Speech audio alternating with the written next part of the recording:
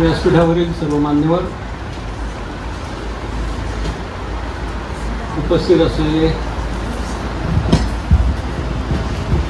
उपस्थित असलेले सर्व पालक, शिक्षक वर्ग आणि विद्यार्थी मित्रांनो,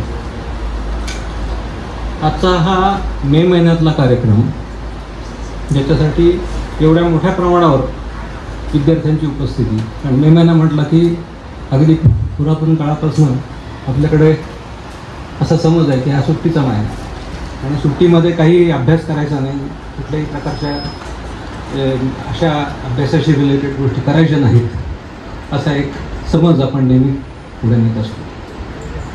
पण आज एवढ्या मोठ्या प्रमाणावर विद्यार्थ्यांची उपस्थिती इथे बघून खूप आनंद वाटतो. आजच्या या कार्यशाळेच्या निमित्ताने इथे मला याची संधी दिल्याबद्दल मी आयोजकांचे पहिल्यांदा आभार मानतो. जगामध्ये जी काही अंतराळ यानांची स्पर्धा झाली आणि आपल्याला कदाचित कल्पना असेल की चंद्रावर पहिल्यांदा कोणाचं पाऊल पडेल या संदर्भामध्ये मोठी स्पर्धा साधारणपणे 70च्या सुरुवातीच्या काळामध्ये 1970च्या सुमारास झाली आणि अंतराळामध्ये GSLV असे निरनिराळ्या प्रकारचे लॉन्च व्हेकल्स हे भारतामध्ये तयार झाले आणि त्यांचा उपयोग करून श्रीहरिकोटा, जे आंध्र प्रदेशमध्ये आहे, आंध्र प्रदेश आणि तामिळनाडूच्या सीमेवर, तर या श्रीहरिकोटामधनं सगळ्या प्रकारची प्रक्षेपणं आजकाल होतात. मी असं यावेळेला म्हणतो की सगळ्या प्रकारची प्रक्षेपणं आजकाल होतात, याचा अर्थ कधीतरी वर्षातनं एखादं 5-10 वर्षांनी एकदा अशी घडणारी घटना नाही आहे, तर वर्षभर चालू असलेली ही प्रक्रिया आहे. हे जे प्रक्षेपक आहेत त्यांच्यासाठी शेड्यूल ठरलेलं असतं आणि त्या शेड्यूलप्रमाणे त्या तारखेला त्या वेळेला ते प्रक्षेपण केलं जातं. आणि काही वर्षांपूर्वी, म्हणजे 3 ते 4 वर्षांपूर्वी, भारताने एक विक्रम पण प्रस्थापित केलेला आहे की ज्याच्यामध्ये एका वेळेला 104 सॅटेलाइट्स हे कक्षेमध्ये प्रस्थापित केले. आणि या 104 सॅटेलाइट्सपैकी जवळपास 80 सॅटेलाइट्स हे अमेरिकेत तयार झालेले सॅटेलाइट्स होते, म्हणजे अमेरिकन सॅटेलाइट्स होते.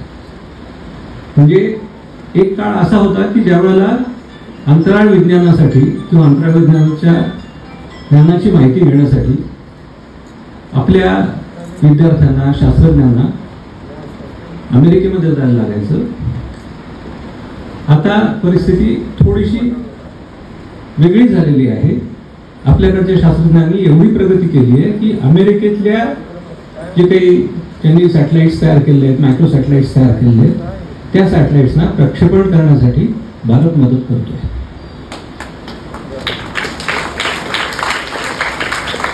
आणि प्रत्येक वेळेला, म्हणजे प्रत्येक प्रक्षेपणामध्ये निदान आपला एक सॅटेलाइट असतो किंवा आपल्याला काहीतरी प्रक्षेपण करायचं असतं, पण त्याच्या जोडीला परदेशी सॅटेलाइट्स नाही आपण घेऊन जातो.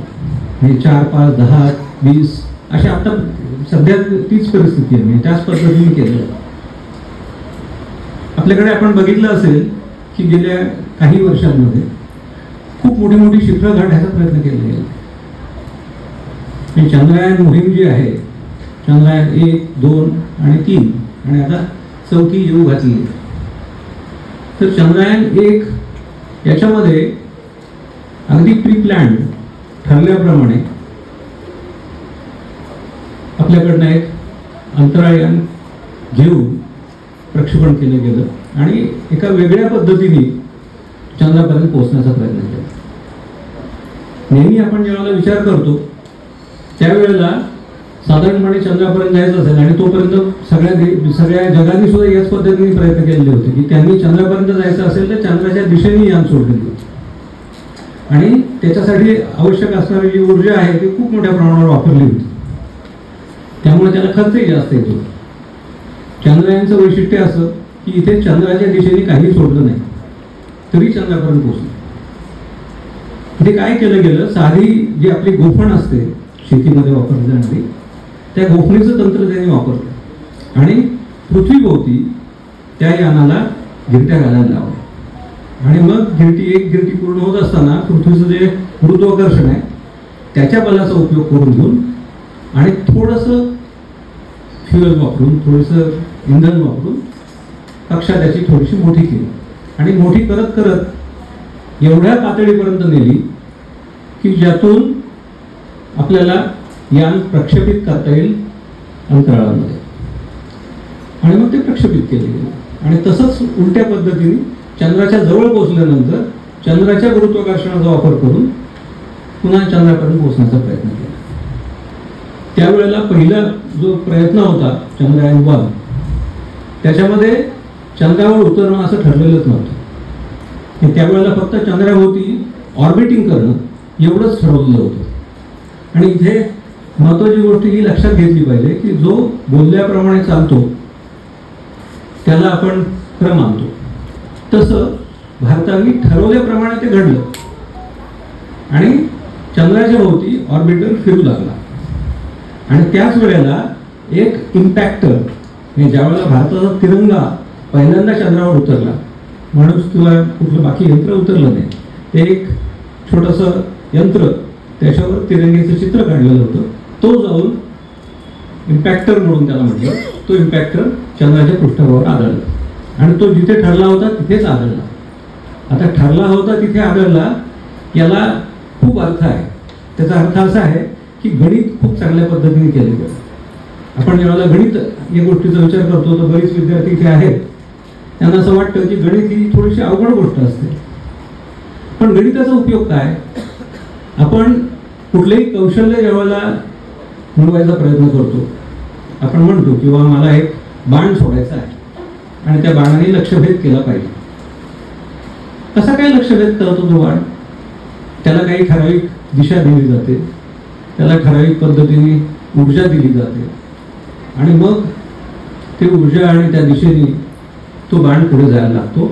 आणि तो जात असताना आपल्याला त्याच्या पुढचा जो काही मार्ग आहे, मार्गक्रमण आहे, त्याचं प्रोजेक्शन करायला लागतं, की ठरवावं लागतं की कुठं जाणार आहे बाबा. हे नेम धरला जातो. याचा अर्थ काय की आपण ती योग्य दिशा निवडून आणि त्याला योग्य तऱ्हेने एक ऊर्जा देऊन आपण तिथपर्यंत पोहोचायला भाग पाडतो. बऱ्याच वेळा आपली जी बालमित्रमंडळी आहेत यांनी वेगवेगळे खेळ केलेले असतील, गोट्या खेळलेले असतील प्रत्येकाने. ते एका गोटीने दुसरी गोटी उडवायची, हे किती लोकांना साध्य होतं? अगदी डोळ्याजवळ धरून असं करतात आणि टाकतात. उडवली जाते का? खूप प्रयत्नांनी ते साध्य होतं आणि मग नंतर ते साध्य होतं जातं, कारण आपल्याला मास्टरी आलेली असते.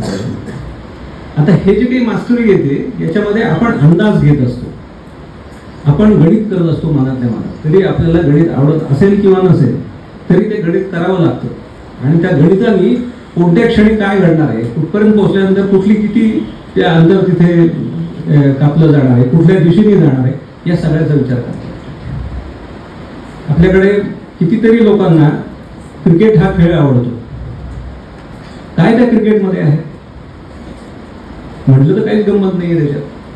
काय कोणीतरी चेंडू टाकतो इकडून तिकडे, तिकडून कोणीतरी हातात काहीतरी फळी घेऊन उभा असतो आणि तो त्याला फटका मारतो आणि तो जातो कुठेतरी. मग तिथे काहीतरी रन्स काढल्या जातात, मग काहीतरी चौका असतो, मग छक्का असतो, मग आणखी काही असतं, सेंचुरी असते, असं सगळं असतं. आणि हे करत असताना समोरचा जो बॉलर असतो तो त्याला चकवायचा प्रयत्न करत असतो आणि चकवणं काही साधं नाहीये. चकवणं मग त्याला कुठेतरी टप्प्यावर चकवलं जातं, कुठेतरी त्याला स्पिनने चकवलं जातं, कुठेतरी वेगाने चकवलं जातं, कुठेतरी त्याच्या स्विंगने चकवलं जातं. आणि हे करत असताना मग आपण म्हणतो की त्याची दांडी उडवली, त्याचा कॅच उडवला, तो LBW झाला. आता हे सगळं जे आहे हे पूर्णपणे गणितावर आधारित. याच्यामध्ये प्रत्येक गोष्ट ही गणितानुसारच असते. म्हणजे जेव्हा बॉलर बॉलिंग करतो तर तो अंदाज घेतो की समोरचा बॅट्समन उभा कसा आहे, त्याच्या हातामध्ये किती ताकद आहे, कोणत्या दिशेने त्याची बॅट धरलेली आहे, किती अंतरावर बॅट फिरवतोय आणि तो अंदाज घेऊन त्यातनं त्याला चकवायचं आहे.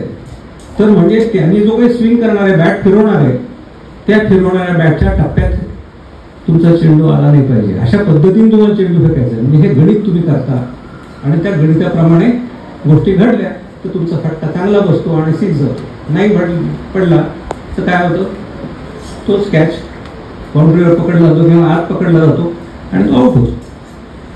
आता ही अशी सगळीच घटना या अंतराळ प्रक्षेपणामध्ये घडत असते.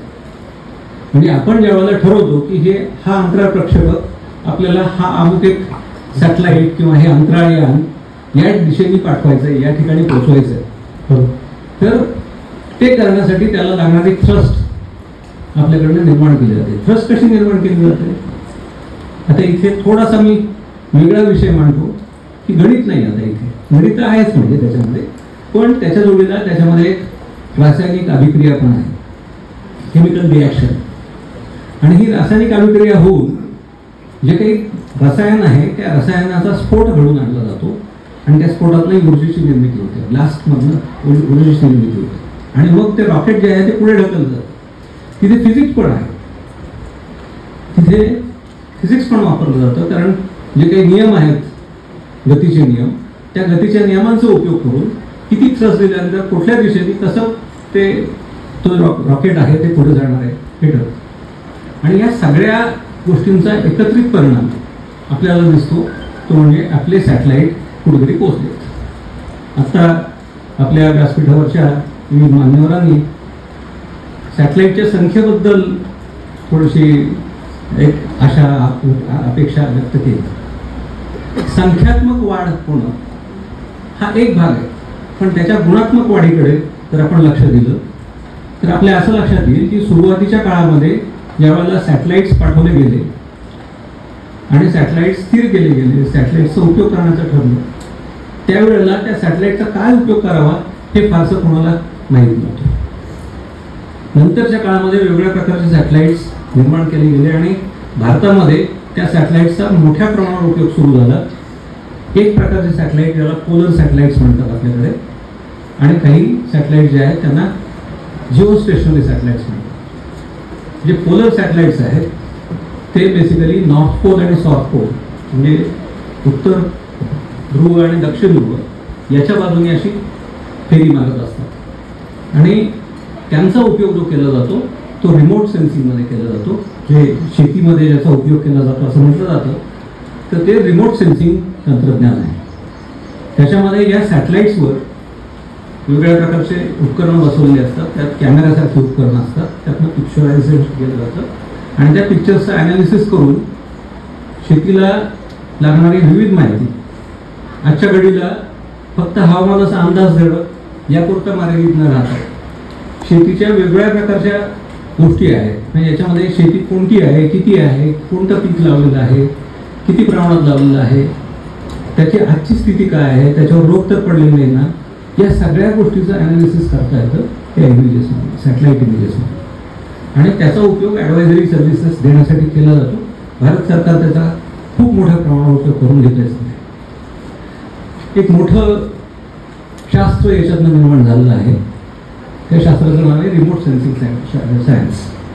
आणि या रिमोट सेन्सिंगमधनं सगळ्या प्रकारच्या गोष्टींसाठी म्हणजे आपल्याला एखाद्याला कोणाला सहल काढायची असेल तर सहलीचा कसा मार्ग असावा.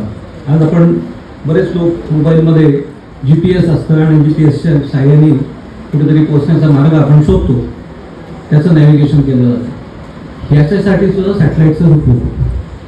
किंवा तसं आता सांगितलं गेलं थोड्या वेळापूर्वी की वेगवेगळ्या प्रकारची हवामानाच्या संदर्भातली माहिती ही वेगवेगळ्या ठिकाणाहून गोळा केली जाते, एकत्र केली जाते आणि त्याचा ॲनालिसिस करून मग प्रेडिक्शन्स केली जाते.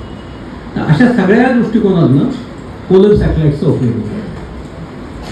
पण सॅटेलाइटचा एक अतिशय महत्त्वाचा उपयोग आपण रोज वापरतो, रोजच्या आपल्या वापरात आहे, पण आपल्या लक्षात येत नाही. कोण सांगेल?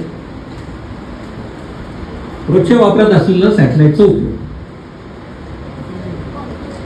याला जिओ सिंक्रोनस सॅटेलाइट असा वापरला जातो. तो पृथ्वीच्या भोवती पृथ्वीच्याच वेगाने फिरतो, त्यामुळे एका जागी स्थिर असल्यासारखा वाटतो. आणि त्या सॅटेलाइटचा काय उपयोग आहे? फोन, फक्त फोन असं नाही तर आज सगळ्या लोकांना आपल्याला टेलिव्हिजनची खूप आवड आहे. टेलिव्हिजन मध्ये इतक्या विविध प्रकारचे चॅनल्स आपल्याला बघता येतात आणि सगळे चॅनल्स जे आहेत हे बघण्यासाठी आज आपल्याला घराच्या वरती एक छोटीशी डिश लावावी लागते. ती डिश जी आहे ती अँटेना आहे आणि त्या अँटेनामधनं सॅटेलाइट कडून येणारे सिग्नल्स ते पिक केले जातात. म्हणजे सॅटेलाइटच्या साहाय्याने आपल्याला आपल्या घरापर्यंत विविध प्रकारचे चॅनल्स मिळतात आणि हा खूप मोठा उपयोग आहे. फक्त सॅटेलाइट चॅनल्स एवढंच नाही किंवा फक्त फोन्स एवढंच नाही तर इंटरनेट आजच्या घडीला अगदी जीवनावश्यक भाग बनलेला आहे. प्रत्येकाला इंटरनेटचा उपयोग माहिती आहे. इंटरनेट कशासाठी वापरतात? काही लोक करमणुकीसाठी वापरतात, काही लोक ज्ञान मिळवण्यासाठी वापरतात, काही लोक व्यापारासाठी वापरतात, काही लोक वेगळ्या प्रकारचे प्रयोग करण्यासाठी वापरतात, काही इंडस्ट्रीजमध्ये वापर करण्यासाठी वापरतात. तर या सगळ्यांसाठी इंटरनेटचा उपयोग जो आहे तर इंटरनेटसाठी मला वाटते जुन्नर हे त्या अर्थाने, जुन्नर आणि नारायणगाव हे त्या अर्थाने खूप रिलेटेड आहेत या विषयाशी संबंधित. आपल्या जवळच इथे आर्मीला एकेकाळी सॅटेलाइट अर्थ स्टेशन होतं. आता त्याचा उपयोग फारसा केला जात नाही, पण पूर्वी BSNL जी विदेश संचार निगम लिमिटेड ही अशी कंपनी होती. तर त्या कंपनीच्या मार्फत जे काही सॅटेलाइट बरोबर कम्युनिकेशन असेल ते सगळं त्या डिशमधनं, म्हणजे साधारणपणे 80 मीटरची डिश होती ती आणि त्या डिशमधनं ते कम्युनिकेशन केलं जायचं.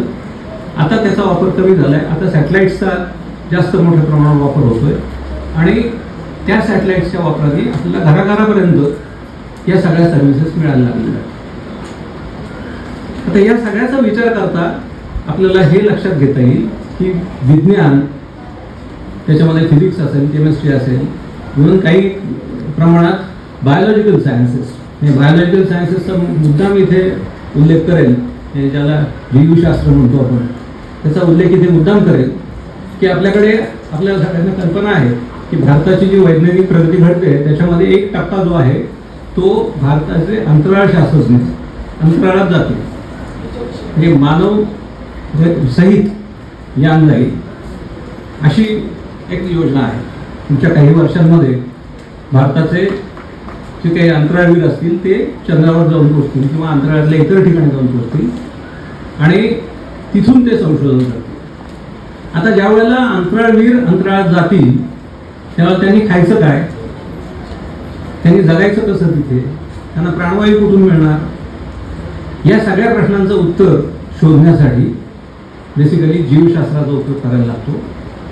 सध्या आमच्याकडे पुणे विद्यापीठामध्ये, सावित्रीबाई फुले पुणे विद्यापीठामध्ये एक अतिशय उपयुक्त असा प्रयोग केला जातोय की याच्यामध्ये मायक्रोग्रॅव्हिटीचा उपयोग करून, म्हणजे मायक्रोग्रॅव्हिटी आहे कारण शेवटी काय आहे की अंतराळामध्ये गेल्यानंतर जे काही गुरुत्वाकर्षण आहे त्याचा प्रभाव कमी होत जातो आणि मग ज्यावेळेला गुरुत्वाकर्षणाचा प्रभाव कमी होतो त्यावेळेला आपण रस्त्यावरनं चालतोय तसं चालता येत नाही.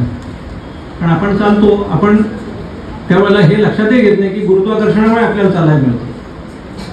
गुरुत्वाकर्षण असल्यामुळे आपण पृथ्वीच्या जे काही पृष्ठभाग आहे त्याच्यावर चालू शकतो किंवा इतर गोष्टी ज्या आहेत त्या गोष्टी करायच्या, आपल्याला हालचाल करायची ती करता येते, पण तशी अंतराळात करता येत नाही. अंतराळामध्ये शून्य वजन अवस्था निर्माण झालेली असते आणि या शून्य वजन अवस्था किंवा वजन विरहित अवस्था ज्याला म्हणतात तर त्या अवस्थेमध्ये राहायचं आहे.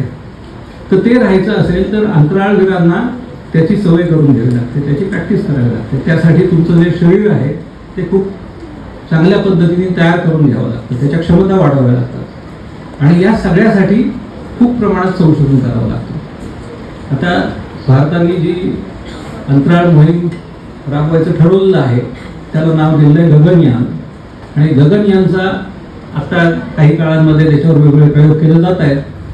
सध्या जो प्रयोग केला मागच्या एक 5-6 महिन्यांपूर्वी तो स्पेस डॉकिंगचा प्रयोग केला. स्पेस डॉकिंग म्हणजे काय, आपण ज्या वेळेला कुठल्याही वाहनातनं प्रवास करतो आपण बघतो की त्या वाहनातनं प्रवास करायचा आहे, आपल्याला एखाद्या गाडीमधनं प्रवास करायचा आहे. गाडीतनं प्रवास करायचं म्हटलं तर आपल्याला काय करावं लागतं, पहिल्यांदा ती गाडी थांबवावी लागते. थांबवल्यानंतर त्याचं दार उघडायला लागतं, दार उघडून आत जायला लागतं आणि दार बंद करून घ्यायला लागतं आणि गाडी सुरू करायला लागते. तसं अंतराळामध्ये जे अंतराळ यान आहे, ते अंतराळ यान जे आहे त्या अंतराळयानाचं दार उघडायला लागतं. दार उघडल्या क्षणी काय घडेल, बाहेर काहीच नाही आहे आणि आत कोणीतरी माणूस आहे किंवा कुठलीतरी वस्तू आहे तर ती पटकन बाहेर उडली जाईल आणि नाहीसे होऊन जाईल. तर ते होऊ नये म्हणून मग एक ठराविक पद्धतीने डॉकिंग केलं जातं, ठराविक पद्धतीने आणून जोडलं जातं. तर आपल्याकडे तो प्रयोग केला गेला डिसेंबरमध्ये मागच्या स्पेस डॉकिंगचा. 2 अंतराळयानं सोडली गेली. ती दोन्ही एकमेकांपासून काही अंतरावर होती, काही किलोमीटर अंतरावर. नंतर त्यांना जवळ आणलं अंतराळामध्येच आणि जवळ आणून ते एकमेकांना ज्यावेळेला चिकटली त्यावेळेला त्याचं दार उघडलं. म्हणजे इथून त्यातनं वस्तू इकडून तिकडे जाऊ शकतात, माणसं इकडून तिकडे जाऊ शकतात, अशी व्यवस्था निर्माण केली गेली. आणि हे सगळं जे आहे अतिशय ॲक्युरेटली खूप प्रिसिजनने केलं गेलं. आणि ही सुरुवात आहे. आणि ही सुरुवात याच्यासाठी आहे कारण इथून पुढे वस्तूंची देवाणघेवाण शक्य होईल अंतराळामध्ये आणि वस्तूंच्या नंतर माणसांची देवाणघेवाण शक्य होईल. मला वाटते अशा प्रकारची प्रगती घडते आहे, याचा आपल्याला याची माहिती पाहिजे, याचा अंदाज पाहिजे आणि त्याच्या जोडीलाच आपल्या मनामध्ये इच्छा निर्माण झाली पाहिजे की आपण असं काहीतरी करावं. आपण ज्यावेळेला टेलिव्हिजनवर एखादी क्रिकेटची मॅच बघतो त्यावेळेला आपलं वाटतं की आपल्यालाही अशी बॅटिंग करता आली पाहिजे, आपल्यालाही असं बॉलिंग करता आली पाहिजे, आपली फिल्डिंग जी आहे अशीच असली पाहिजे असं आपल्याला वाटतं. वाटणं आणि करता येणं याच्यामध्ये प्रचंड फरक आहे. नुसतं वाटणं यांनी काही घडणार नाही, पण त्यासाठी जर प्रयत्न करायचे असतील तर कष्ट करण्याची तयारी पाहिजे, आपल्या क्षमता वाढवल्या पाहिजेत आणि त्या वाढवण्याचं योग्य वय हे आता आहे. म्हणजे जे समोर बसलेले विद्यार्थी आहेत त्या सगळ्यांचं आत्ताचं वय जे आहे ते असं वय आहे की इथून पुढे जर त्यांनी सुरुवात केली तर ते स्वतःला तयार करू शकतात, स्वतःला शास्त्रज्ञ बनवू शकतात, स्वतःला वेगवेगळ्या प्रकारचे तंत्रज्ञ बनवू शकतात, वेगवेगळ्या प्रकारचं कॉन्ट्रीब्युशन तुम्ही करू शकता. तुम्हाला गणित करता येणार असेल तर गणिताने करा, विज्ञान करता येणार असेल विज्ञाने करा, तुमच्या शारीरिक क्षमता तुमच्या जास्त असतील तर त्या पद्धतीने विचार करा.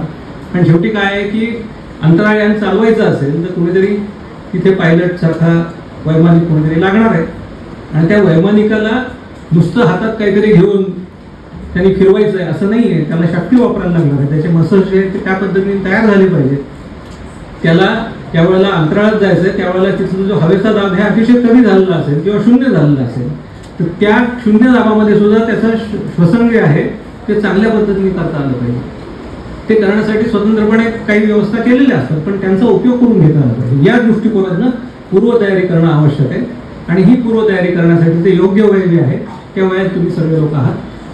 तर मला असं वाटतं की तुमच्यामध्ये जर उत्सुकता निर्माण झालेली असेल, तुम्हाला काही या संदर्भात पुढे काही गोष्टी करायची इच्छा तयार झालेली असेल तर या आजच्या जे काही आज सुरू झालेलं आहे वर्कशॉप किंवा कार्यशाळा, या कार्यशाळेच्या माध्यमातून तुम्ही वेगवेगळ्या गोष्टी प्रयोग करून बघू शकता.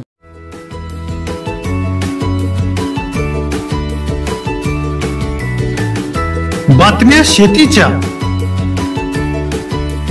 बातम्या मातीच्या, बातम्या अन्यायाच्या, गुन्हेगारीच्या,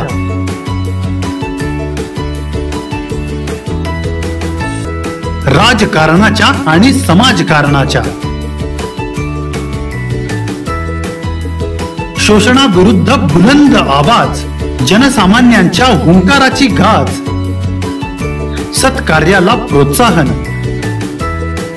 दुष्कृत्याला अनुशासन,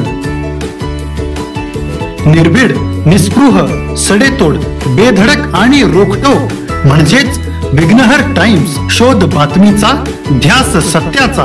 आपलं चॅनल, आपली बातमी. सबस्क्राईब तर कराच पण बेल आयकॉनवर क्लिक करायलाही विसरू नका.